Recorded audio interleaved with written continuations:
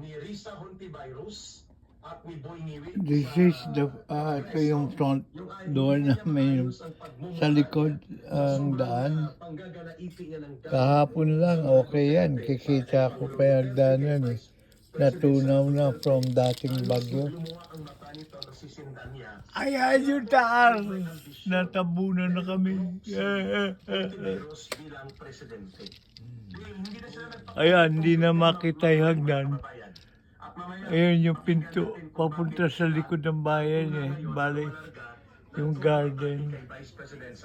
Ayan, patrain.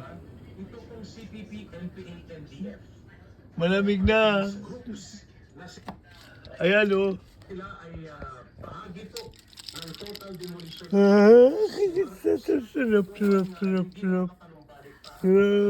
Sarap.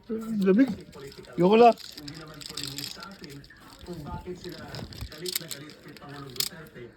Yoko na. Pasok na ako. Hindi mo yung pa ako. Hindi mo yung pa ako. Saan yung pa ako?